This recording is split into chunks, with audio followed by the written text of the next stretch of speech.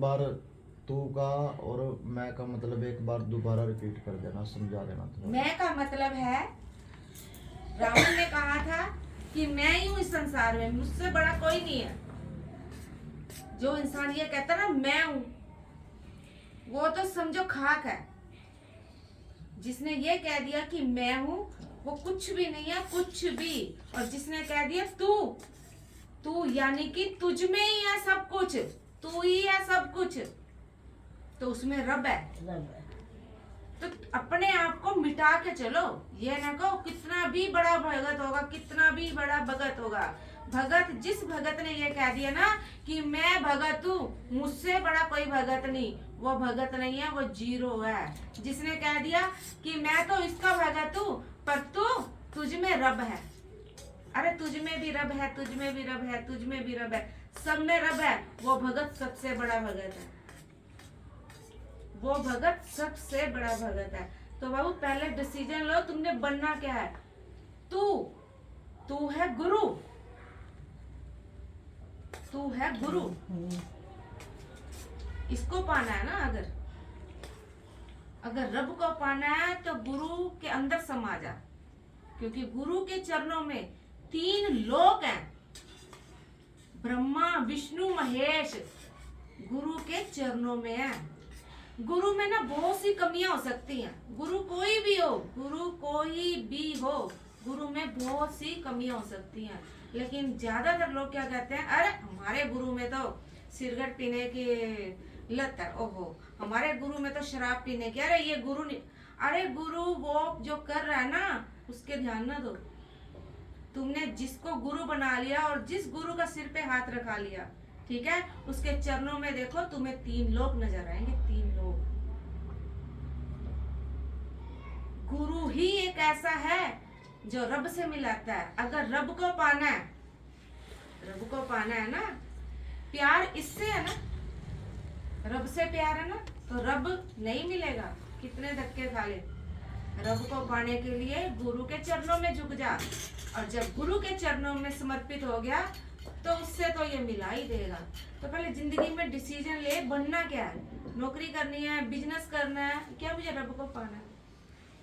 जो तो नौकरी बिजनेस करना है बाबू, तो सिंपल सीधी भक्ति, गुरु बना के गुरु का आशीर्वाद ले, उसके बाद इनकी सेवा कर, तेरे को जिंदगी में कभी कोई दिक्कत नहीं आएगी, परेशानी नहीं आएगी।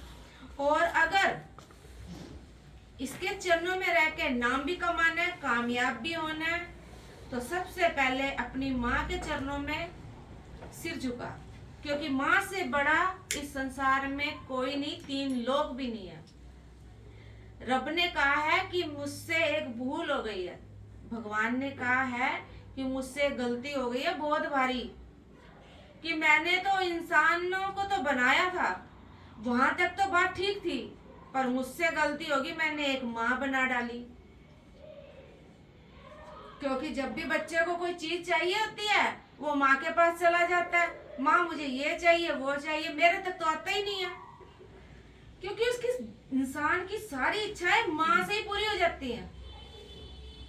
कहते हैं मेरी तो कदर कम होगी, रब की कदर कभी कम ना होती अगर वो माँ ना बनाता। रब ने माँ बनाकर अपनी कदर कम करवा ली, क्योंकि माँ के चरणों में 3 लोग हैं। माँ जन्म देती है बाबू, माँ एक ऐसी छत्र छाया, ऐसा पेड़ है जो खुद धूप में खड़ा रहता है, पर अपने बच्चे को छांव में खड़ा करता है कि तुझे धूप ना लग जाए। माँ से ही गुरु तक पहुंचने का रास्ता है। एक माँ और एक गुरु, जिसकी जिंदगी में है, उसको ना इतनी टेंशन नहीं लेनी चाहिए, इतना सोचना नहीं चाहिए, कुछ भी नहीं सोचना चाहिए। मुझे तो ये काम करना है भाई, ये काम करने का रास्ता क्या है, मुझे सिर्फ वो बताओ। मुझे सपना आ गया, मेरे सपने में ये हो गया, क्यों हो रहा है? क्योंकि काम ही नहीं ले रहे ना तुम शरीर से, खा लिया पी लिया सो लिया, ये जिंदगी है। मेरे सामने ऐसा बंदा है ना, मेरे लिए जहर है, कोई भी हो उसमें, कोई भी हो, जहर है। जिस बंदे को पता ही नहीं कि सूरज कब उग रहा है, सुबह कब हो रही है, रात कब हो रही है, इसकी लगन में। सुबह मेरे को ये लड़की कह रही थी कि आप थोड़े से बालों का स्टाइल ये कर लो, अरे मेरी इच्छा जाने ना, तो मेरी इच्छा तो ये है, ये ऐसे रहूं, मैं ऐसे रहूं, क्योंकि मेरी इच्छा बहुत कुछ पाने की है, बहुत कुछ, बहुत। अभी कुछ भी नहीं हुआ, कुछ भी नहीं हुआ। डिसीजन ले, तूने क्या बनना है। अगर तू इस लाइन पे आना तो गुरु के पैर पकड़ ले।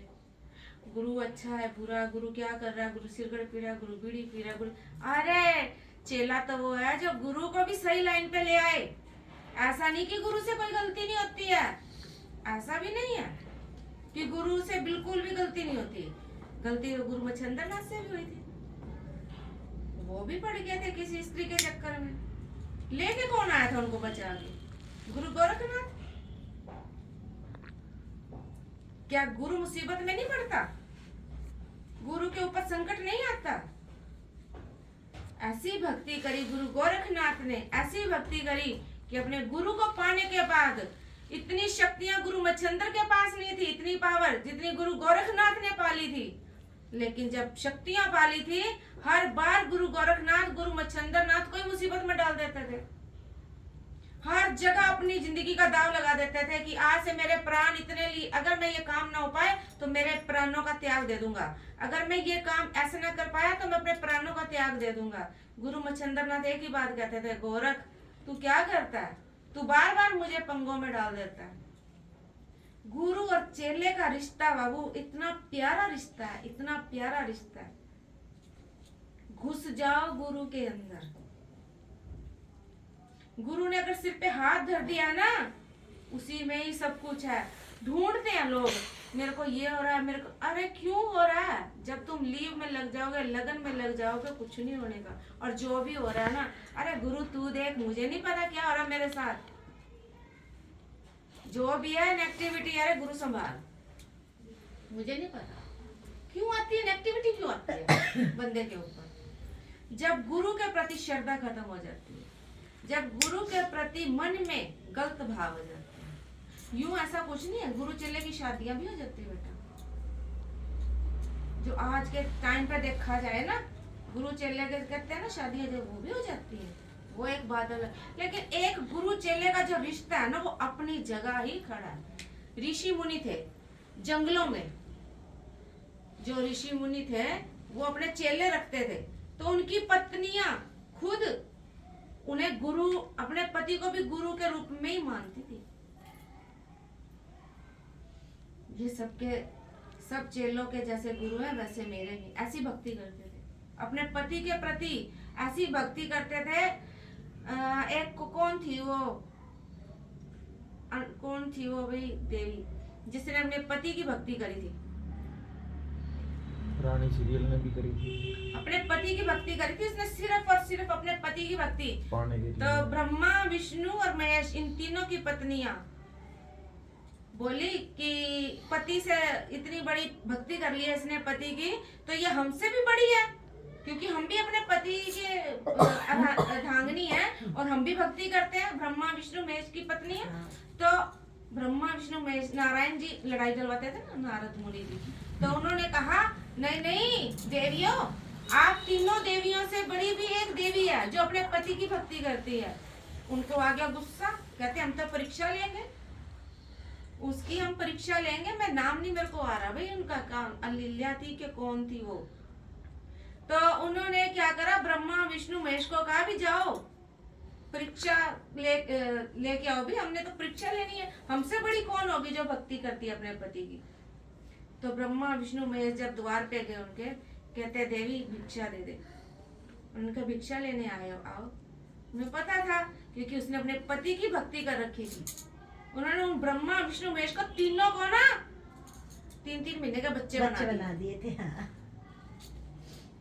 बच्चे बनाकर, और उन्होंने तीनों देवी ने कहा था कि ब्रह्मा, विष्णु, महेश को कि उस देवी से बोलो कि नग्न रूप में हमें भोजन कराए, तन पे कपड़ा ना हो, भोजन कराए। तो ब्रह्मा, विष्णु, महेश गए और कहते देवी भिक्षा तो लेंगे, हम खाना भी खाएंगे, पर तेरे तन पे कपड़ा ना हो।